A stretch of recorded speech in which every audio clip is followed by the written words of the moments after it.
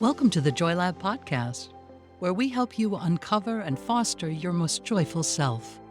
Your hosts, Dr. Henry Emmons and Dr. Amy Prasek, bring you the ideal mix of soulful and scientifically sound tools to spark your joy, even when it feels dark. When you're ready to experiment with more joy, combine this podcast with the full Joy Lab program over at joylab.coach. Hello, I'm Henry Emmons, and welcome to Joy Lab. And I'm Amy Prasek. Here at Joy Lab, we infuse science with soul to help build your resilience and uncover your joy. And today we are talking about Henry's favorite supplement, I think. Maybe your favorite thing ever, which is magnesium. Close. Not quite, but close. Okay. In the running. So we're talking about magnesium and mental health, depression, anxiety. We've talked about magnesium a bit in different episodes, but today I just thought it would be helpful to hear, Henry, really more about how you use it in your clinical practice and just very specific about magnesium. It's good to give magnesium its due. About time.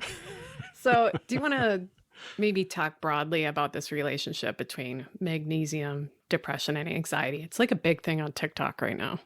Sure. Which you know a lot about. What is it? Tell me later. Yeah, I'll talk to you about it.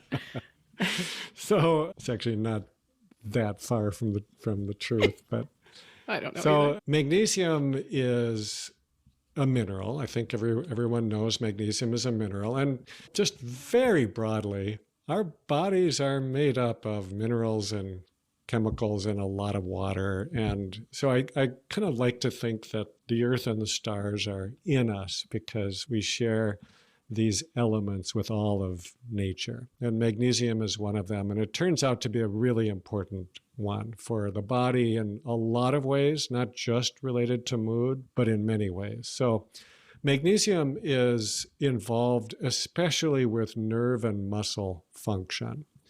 And it has a lot to do with releasing after contracting.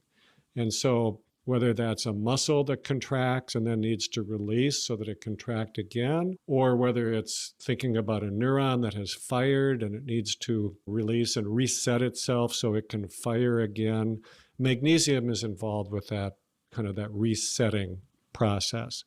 So it has a lot to do with brain function.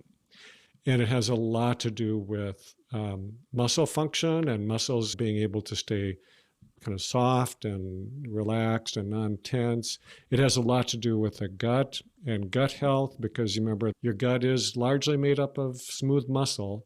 And so whether that's functioning properly, contracting, releasing, moving things through, magnesium is really, really helpful for all of that.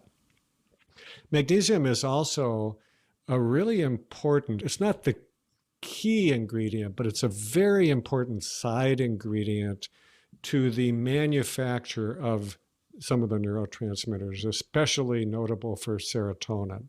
So I think it has a lot to do with mood and depression because it's, in terms of natural elements, it's one of the most important things we can do to help our bodies keep up with making enough serotonin is to have adequate amounts of magnesium. So those are kind of the broad brushstrokes. And one of the reasons why it's so important to think about this as a supplement is because there is a lot of evidence that even people who eat relatively healthy diets, they're somewhat deficient in magnesium. And that may be in part because the food that is grown in the soil itself may not have adequate amounts of magnesium in particular areas of the country or areas in the world, or just because of the way the food is grown, or because maybe you don't have enough variety in your diet to get a lot of different food sources. And all of these things kind of play into it. But the research suggests quite clearly that many people with depression and anxiety, very high percentage, are deficient in this really important mineral called magnesium. Yeah, so you noted magnesium just has all of these functions that it supports in our body. And food sources, there's lots of them. We have a few blogs that I'll link to for food sources. I just like to make a spinach, banana, peanut butter, dark chocolate smoothie when I'm like, I need some magnesium.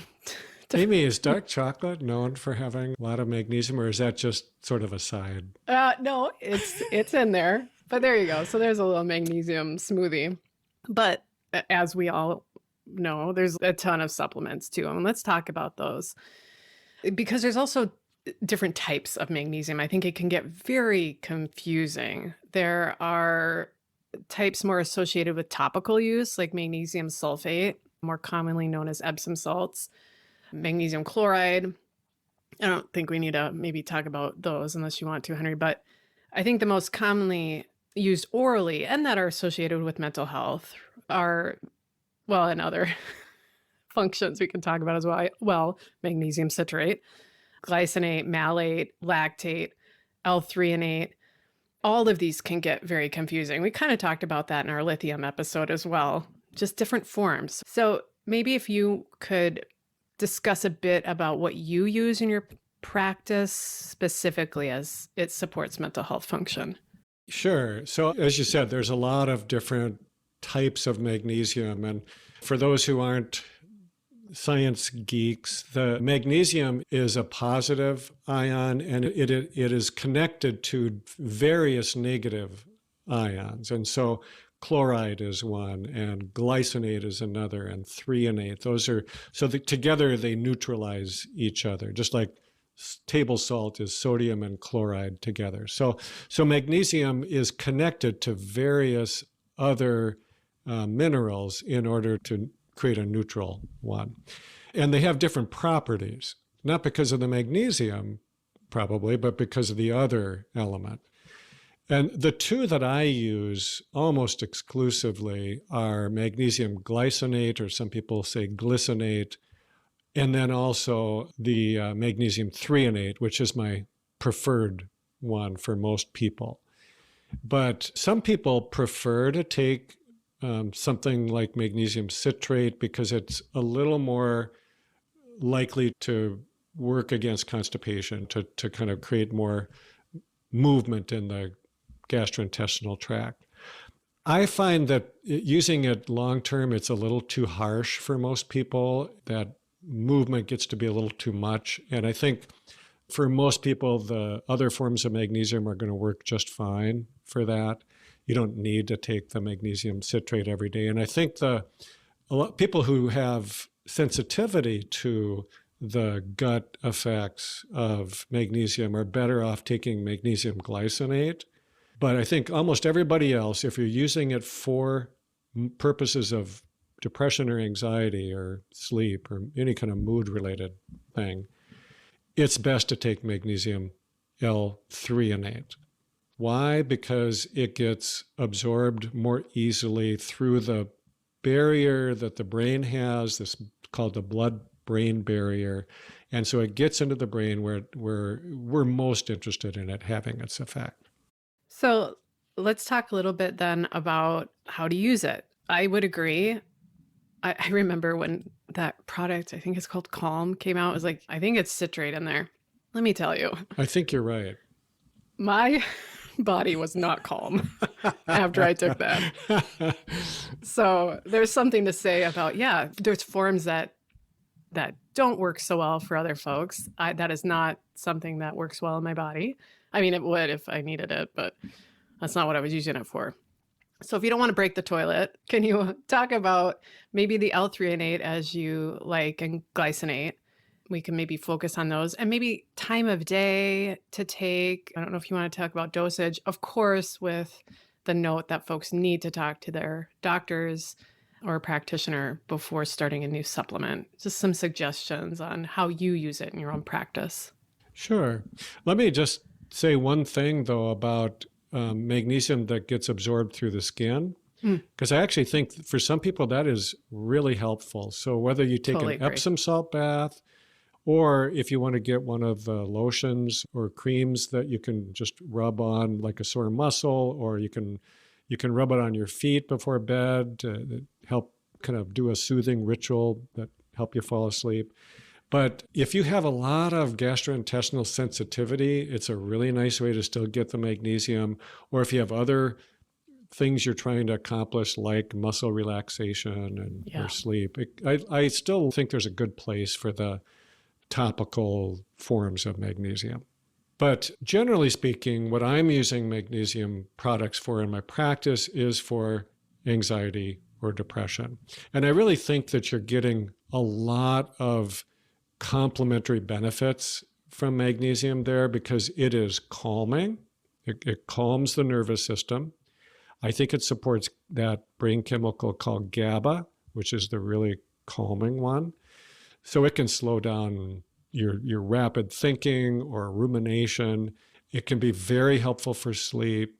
It can help with muscle relaxation, as we've said, and then it can help directly with mood, whether that mood is more of an anxious kind or more of a sluggish, depressed mood, because it's good for boosting the neurotransmitters, the mood neurotransmitters. So I use magnesium. I recommend it in almost all of my patients. There's rarely a time when I wouldn't recommend it. Just mostly those folks that their gut just can't tolerate it. And that is about the only common side effect from magnesium, is causing maybe some cramping in your gut or some loose stools or just sort of back and forth between constipation and loose stools. And it's just not tolerable by everyone. But if you get the right kind and the low enough dose, it is almost always well tolerated. And so I would usually have people take it at night because most people want it to help with their sleep. Generally speaking, it's just easier to take supplements one time a day. And if you can do that at night, so much the better. And I think you'll get lasting benefits throughout the day. If you have a lot of anxiety, people who are just always kind of tense, anxious, restless, it might be good to take it twice a day, some in the morning and some in the evening. But just for simplicity's sake, if you can, and if it helps you sleep, take it all at night. Do you recommend that your patients usually take it with food? Yeah, good question. Not necessarily, but if it upsets the tummy, then yes, take it with food. But that's the only real reason you'd need to do that. I take it every night before bed myself. I use magnesium threonate, and I do think it helps my sleep. So I take it just 45 minutes or so before bed, and I don't take it with food at that time. And I'm just fine. It doesn't bother my stomach, but some people it might. And then, yeah, you'd better off taking it with food. But generally speaking, magnesium is one of the best tolerated of any natural therapies. I think it has among the broadest of usefulness of any natural therapy. And I think it's very complementary to what medications or other natural things are trying to do. Magnesium is just it's a workhorse, and it does a lot of really good things for the brain and for the mood. Awesome. So I hope this brush on magnesium is helpful. I'll leave some other resources in the show notes. So head there for more, and you can also see the show notes for some of the products that we like. And you can shop through our Fullscript store to also help keep this podcast thriving and ad-free, which is very important to us, because it would suck if there was a mid-roll ad that came right in the middle of, when should I take my magnesium? And it starts talking about some unrelated thing. Anyway, to close this episode, I don't have a quote about magnesium, but I think I could tell a joke. Go for it. Okay. I don't know if this is a joke. So I was out last night and I saw oxygen and magnesium together. And I was like, OMG. Okay, if you don't get that joke, you can go to the show notes and we'll explain it, which is, I think, how all good jokes happen. They need to be explained, right? Okay. Thanks, everybody. Thank you for listening to the Joy Lab podcast. If you enjoyed today's show, visit joylab.coach to learn more about the full Joy Lab program. Be sure to rate and review us wherever you listen to your favorite podcasts. Please remember that this content is for informational and educational purposes only. It is not intended to provide medical advice and is not a replacement for advice and treatment from a medical professional. Please consult your doctor or other qualified health professional before beginning any diet change, supplement, or lifestyle program. Please see our terms for more information.